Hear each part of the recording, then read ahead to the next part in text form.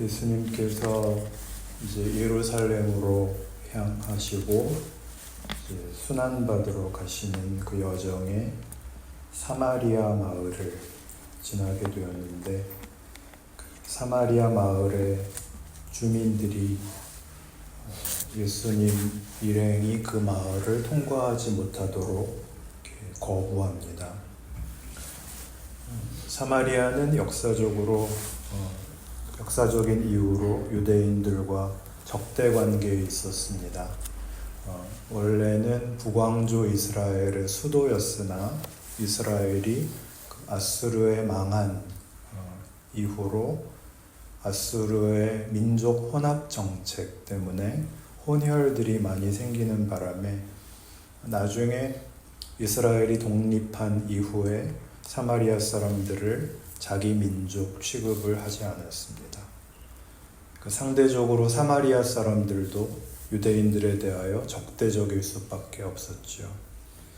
그래서 유대인인 예수님 일행이 그 마을을 이제 못 지나가도록 이렇게 반대했던 것인데, 제자들이 아니 감히 예수님을 못 지나가게 해. 그래서 이제 야고보와 요한이 심판을 요구했으나 주께서 꾸짖으셨다, 이렇게 되어 있습니다.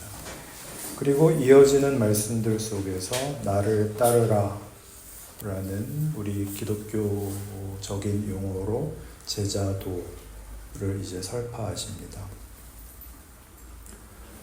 신앙생활이란 무엇인가 할 때 신앙이란 결국 예수를 따르자 하는 것인데, 예수를 따른다는 것은 무엇인가? 예수께서 오셔서 한 일은 무엇인가? 그는 누구인가?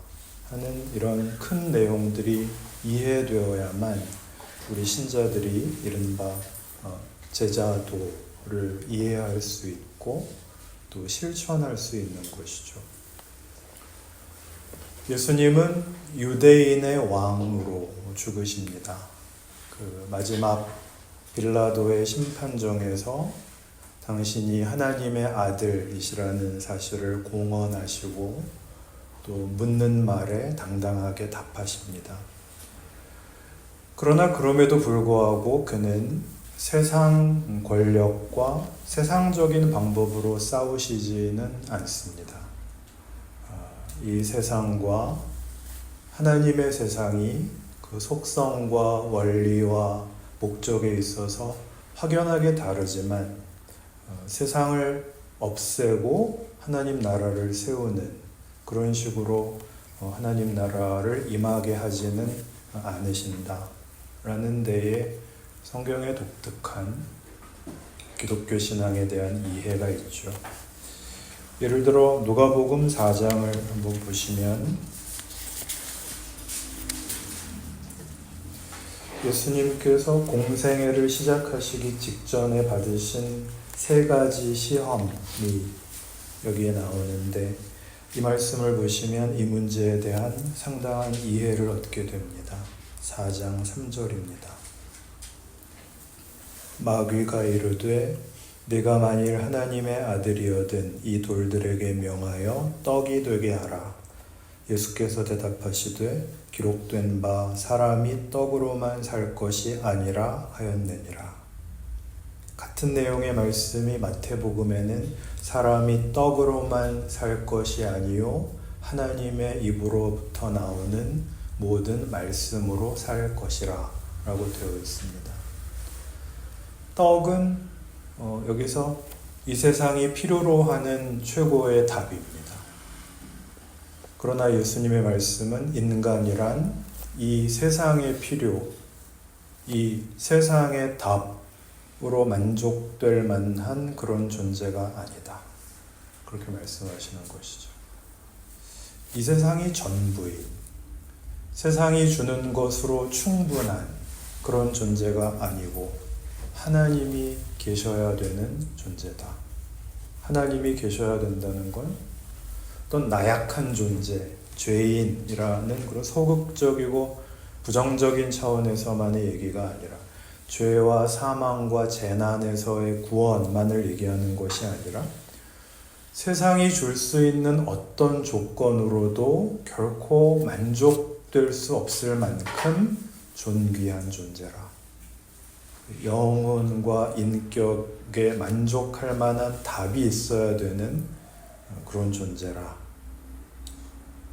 그런 뜻입니다. 5절을 보시면 이제 그 다음 시험을 계속 또 보시죠. 4장 5절. 마귀가 또 예수를 이끌고 올라가서 순식간에 천하 만국을 보이며 이르되 이 모든 권위와 그 영광을 내가 네게 주리라. 이것은 내게 넘겨준 것이므로 내가 원하는 자에게 주노라. 그러므로 내가 만일 내게 절하면 다 내 것이 되리라. 예수께서 대답하여 이르시되 기록된 바 주 너의 하나님께 경배하고 다만 그를 섬기라 하였느니라. 이 세상을 다 주겠다 라는 마귀의 시험에 세상이 전부 아니다. 하나님께 경배해라. 세상이 궁극적인 존재가 아니다. 세상을 만드셨고 세상을 품고 계시는 더 큰 주인이 있다 라고 답을 하십니다. 그 다음 시험은 9절부터 나옵니다. 또 이끌고 예루살렘으로 가서 성전 꼭대기에 세우고 이르되 내가 만일 하나님의 아들이어든 여기서 뛰어내리라. 기록되었으되 하나님이 너를 위하여 그 사자들을 명하사 너를 지키게 하시리라 하였고 또한 그들이 손으로 너를 받들어 내 발이 돌에 부딪히지 않게 하시리라 하였느니라. 예수께서 대답하여 이르시되 주 너의 하나님을 시험하지 말라 하였느니라. 성전 꼭대기에서 뛰어내려서 하나님이 그 사자를 보내어 너를 붙들어 안전을 지키도록 해라 라고 마귀가 시험하자 네 이놈 아랫 것이 윗분을 그런 식으로 시험하는 거 아니다 이렇게 말씀하시는 것입니다. 세상이 전부 아니다. 무한을 유한히 담을 수 없다. 세상적 법칙과 세상적 이해로 하나님을 확인할 수 없다. 하나님이 더 크시다. 이것이 예수님의 오심입니다. 예수가 오심으로 우리는 이 세상이 전부인 것으로 알고 살고 있던 우리의 이해를 가지고는 담을 수 없는 이 세상을 만드신 온 우주의 주인이신 하나님을 이제 뵙게 되는 것이죠. 그가 오셔서 이 세상의 법칙들을 능가하시고 극복하시고 세상이 만들어내지 못하는 은혜롭고 복된 결과들을 행하시는 것을 보게 됩니다. 이것이 예수님의 선언입니다.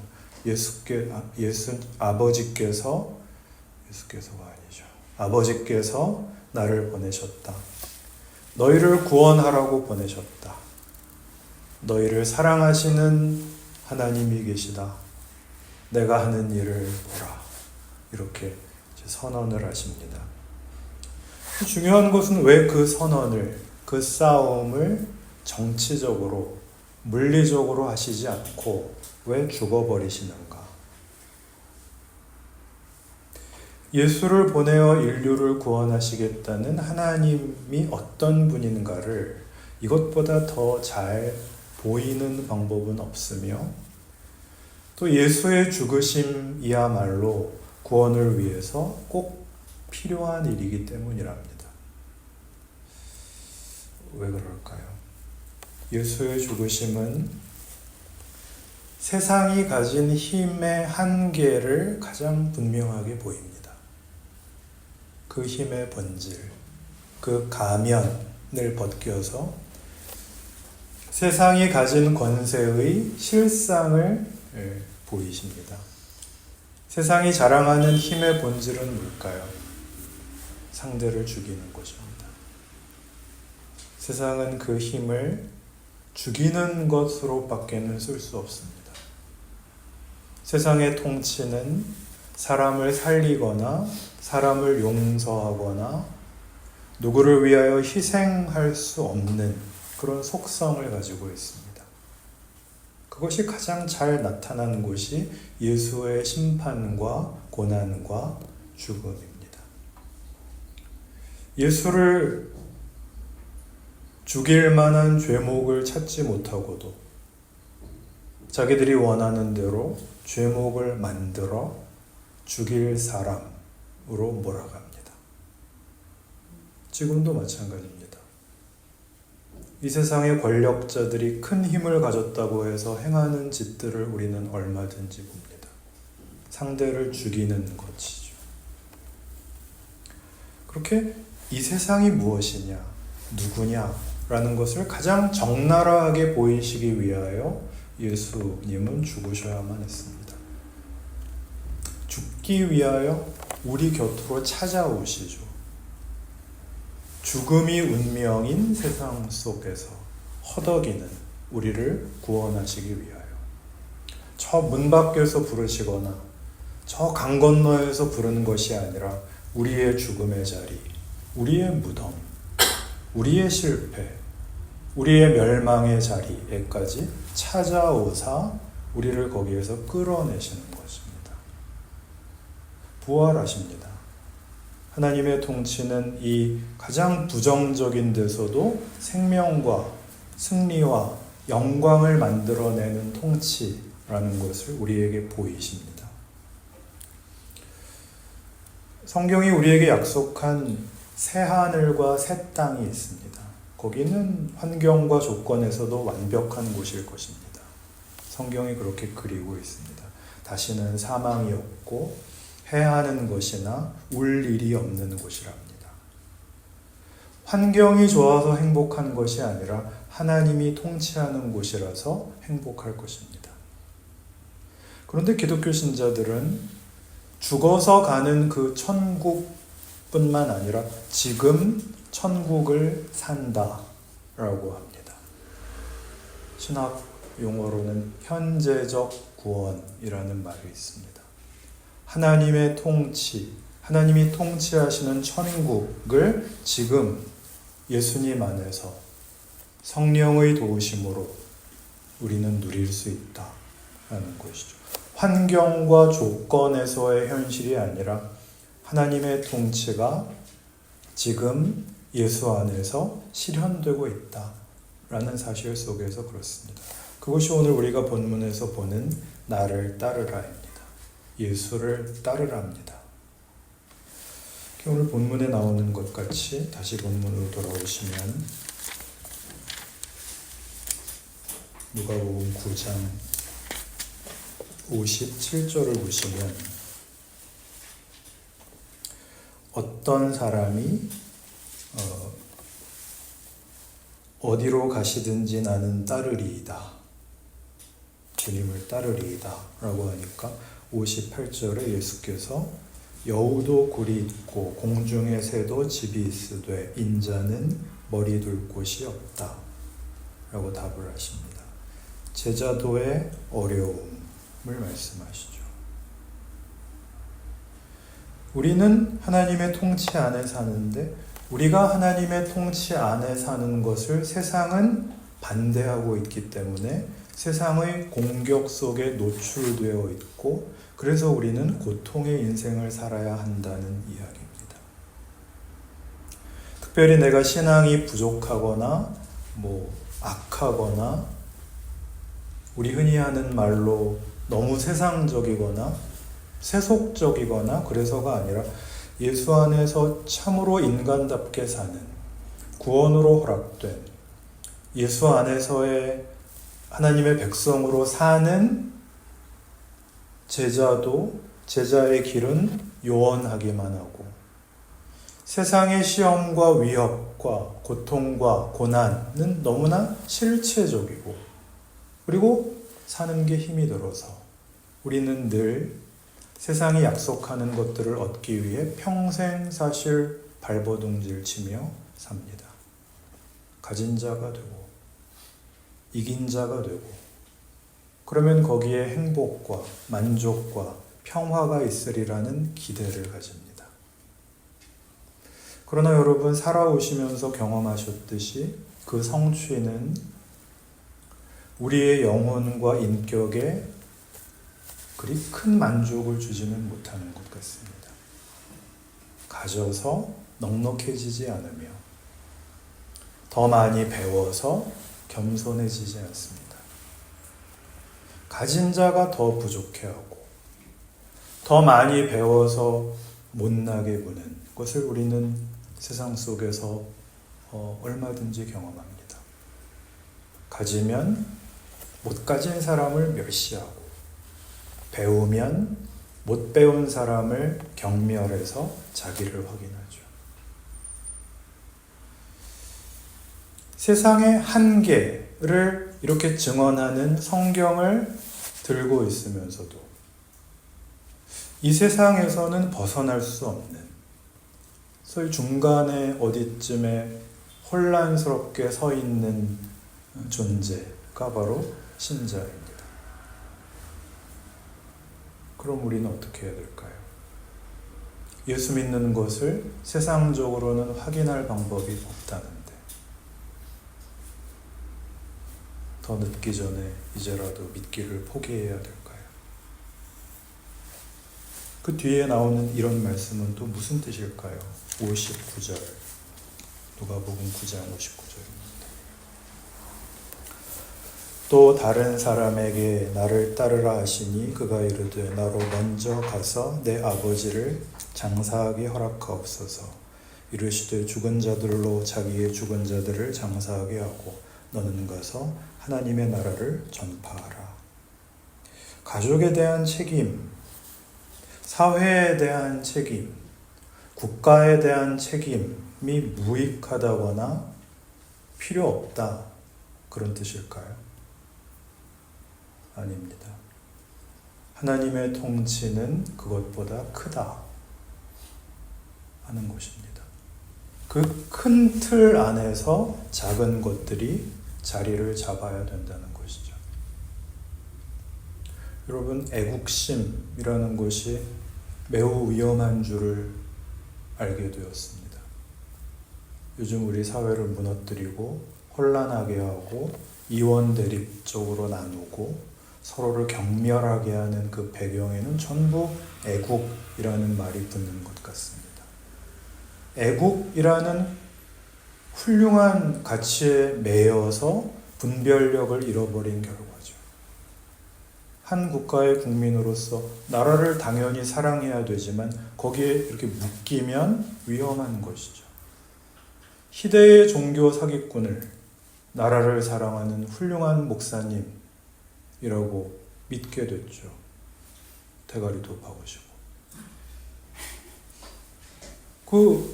법원을 침탈한 그런 폭도들을 애국 청년이라고 부르게 되었습니다.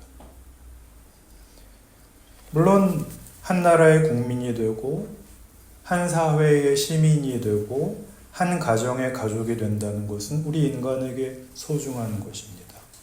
작은 단위에서의 책임을 지지 않고 큰 일을 할 수는 없습니다.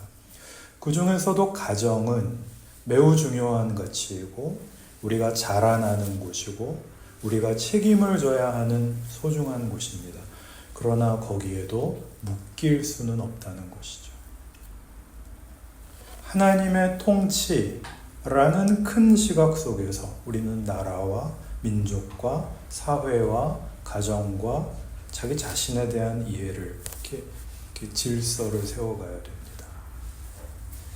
61절 여기도 같은 맥락입니다. 또 다른 사람이 이르되 주여 내가 주를 따르겠나이다마는 나로 먼저 내 가족을 작별하게 허락하소서. 예수께서 이르시되 손에 쟁기를 잡고 뒤를 돌아보는 자는 하나님의 나라에 합당하지 아니하니라 하시니라. 쟁기를 잡고 뒤를 돌아보지 말아라. 이 말은 가족을 내팽개쳐라 그런 얘기가 아니라 지금 손에 들린 바 자기 할 일을 해야 된다는 뜻입니다. 그래서 이 말은 역설적으로 보면 가정에 충실하라 라는 뜻으로 해석될 소지도 있습니다. 이해가 되시나요? 예수를 믿으면 예수를 믿는 사람으로 하루를 살아내셔야 됩니다. 매우 극단적인 예를 들어서 죄송한데 조금 이해하고 들으시기 바랍니다. 제 아내가 해주신 감동적인 말이 있습니다. 나라 걱정 좀 그만하고 아내 걱정이나 해라. 그러셨습니다. 그게 이겁니다. 손에 쟁기를 들고 뒤를 돌아보는 자는 하나님의 나라에 합당하지 아니하리라. 누구처럼 성경을 다 외우지는 못하시지만 성경의 언어를 속세의 말로 통역하는 그런 경지입니다. 고린도전서 1장은 하나님의 통치의 신비를 이렇게 설명합니다. 찾아보시겠습니다. 고린도전서 1장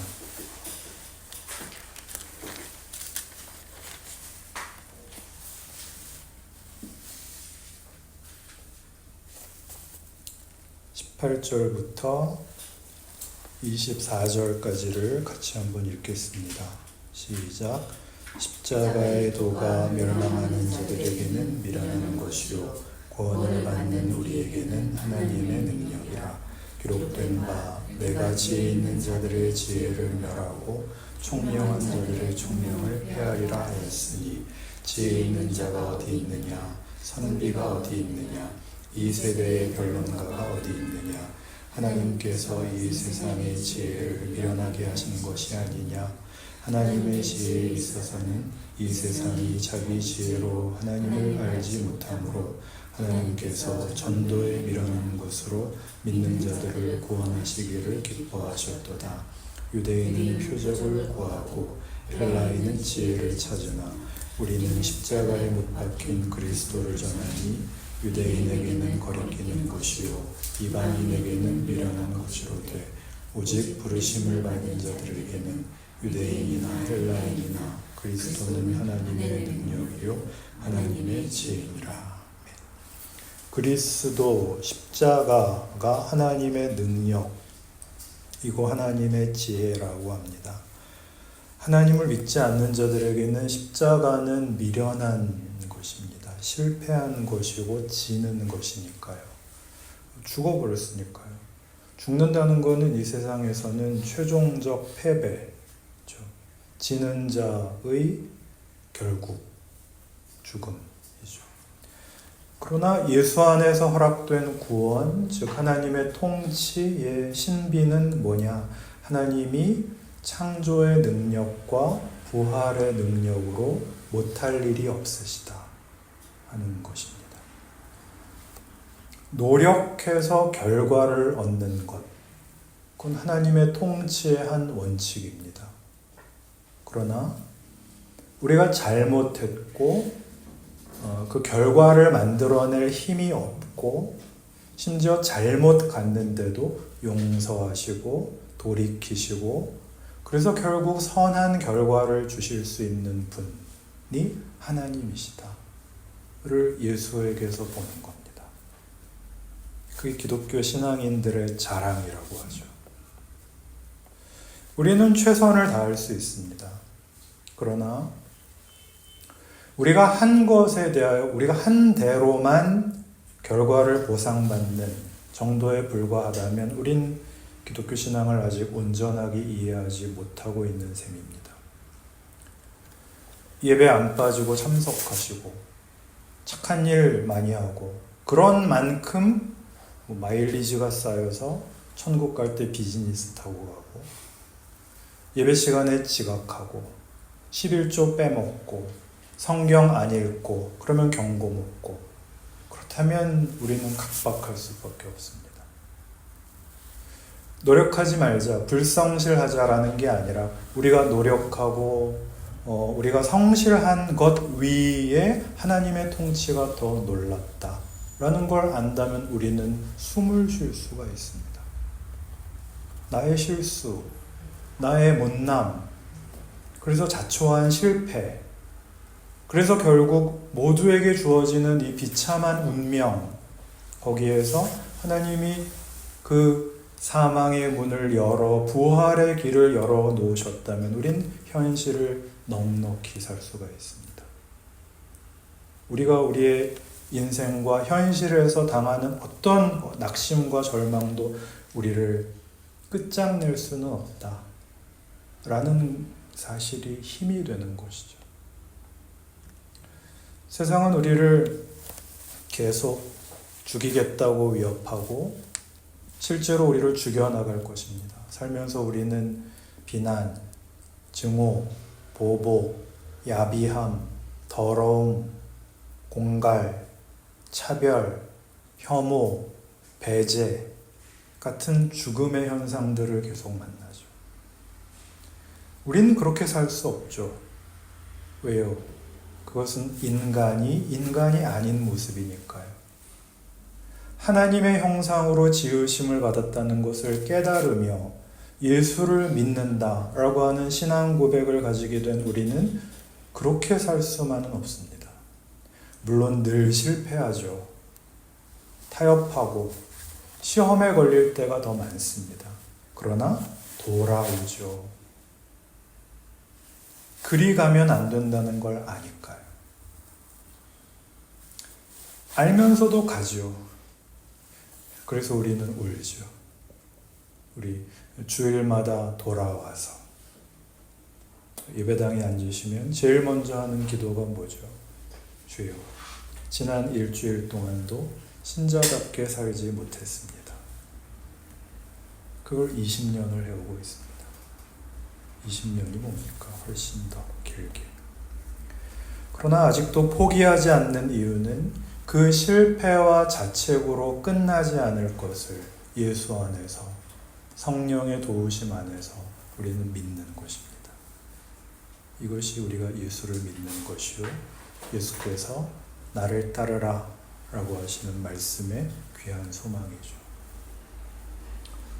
세상은 이 비밀을 모릅니다. 십자가와 예수는 미련한 것입니다.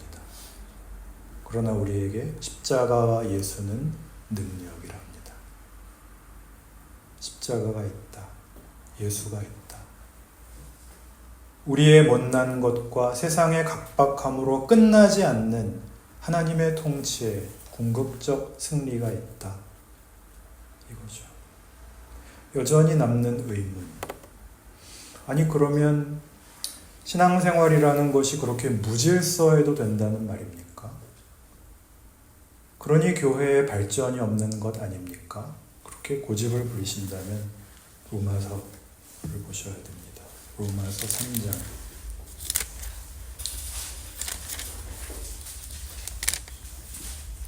사도 바울은 로마서 3장에서 복음 전체를 정의하는데요. 여기서 이런 말을 합니다. 3장 21절부터 한번 봅시다. 3장 21절부터 26절까지 같이 읽죠. 시작.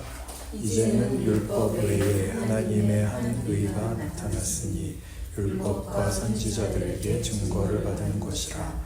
곧 예수 그리스도를 믿음으로 말미암아 모든 믿는 자에게 미치는 하나님의 의인이 차별이 없느니라. 모든 사람이 죄를 범하였음에 하나님의 영광이 이르지 못하더니 그리스도 예수 안에 있는 속량으로 말미암아 하나님의 은혜로 값없이 의롭다 하심을 얻은 자 되었느니라. 이 예수를 하나님이 그의 피로써 믿음으로 말미암는 화목제물로 세우셨으니 이는 하나님께서 길이 참으시는 중에 전에 지은 죄를 간과하심으로 자기의 의로우심을 나타내려 하심이니 곧 이때에 자기의 의로우심을 나타내사 자기도 의로우시며 또한 예수 믿는 자를 의롭다 하려 하심이라. 율법은 하나님의 의입니다. 옳은 것이 옳고 그르는 것이 그르다는 것, 하나님의 의, 율법이죠. 그러나 하나님의 의는 우리가 아는 그 법칙을 상회하는 인격입니다. 기독교 신앙은 법칙이 아니라 인격의 문제입니다. 그는 다만 옳고 그르실 뿐만 아니라 용서하시고 고치실 수 있는 분이랍니다. 은혜를 베푸시고 사랑하시는 분이랍니다. 그래서 그는 당신의 의로우심으로 우리를 구원하시기 위하여 당신의 아들에게 우리의 죄짐을 지우시고 그를 십자가에 매달아 우리를 구원하시는 것으로 당신의 의로우심을 증거하셨다라고 합니다. 그 예수 그리스도께서 나를 따르라 라고 하십니다. 예수가 걸어간 길을 내 인생으로 살아라. 너의 기쁨이 충만할 것이다. 이렇게 말씀하십니다. 존귀하신 교우 여러분, 고통스러운 매일매일을 고통스럽게 사는 것이 신자의 현실입니다. 그러나 그 고통은 하나님께서 우리에게 주시는 기쁨과 명예와 자랑을 방해할 수 없으며 하나님의 자녀된 존엄과 명예를 결코 막을 수 없습니다.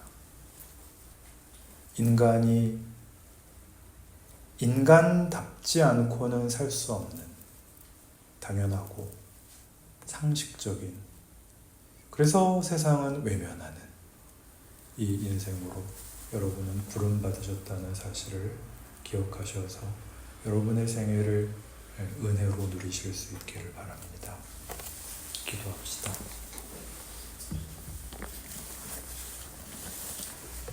하나님 아버지, 참으로 힘든 현실입니다. 우리는 힘이 없고 세상은 무섭습니다. 그러나 이제 예수 안에서 하나님이 우리를 하나님의 형상으로 만드셨고 하나님이 사랑하사 그 아들을 주신 자녀요, 하나님이 진심을 기울이신 구원의 대상이라는 사실을 깨우칩니다. 그러니 세상이 아무리 무섭게 굴어도 이제 우리는 비겁하지 않게 살기로 작정합니다. 예수 안에서 허락하신 하나님의 자녀답기로 합니다. 이것은 다만 종교성의 문제가 아니요 하나님의 자녀된 존엄과 명예에 관한 문제가 되었습니다.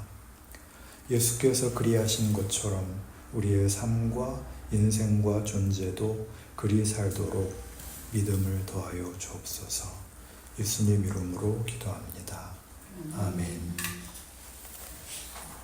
찬송 부르시며 헌금 드리겠습니다.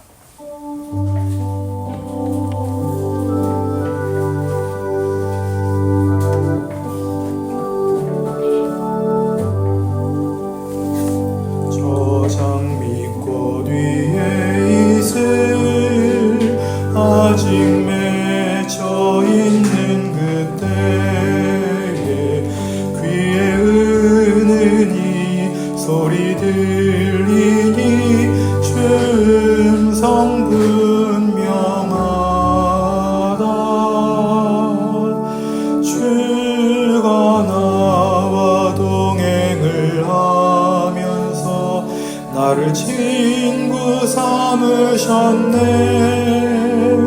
우리 서로 받은 그 기쁨을 알 사람이 없도다. 그 청한 주의 음성 울던 새도 잠잠케 한다.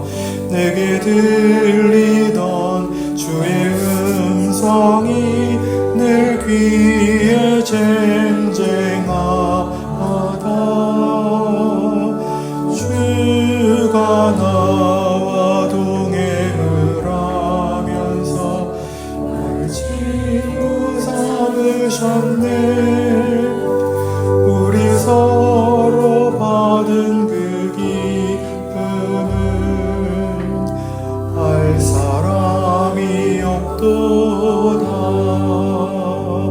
밤 깊도록 동산 안에 주와 함께 있으려 하나.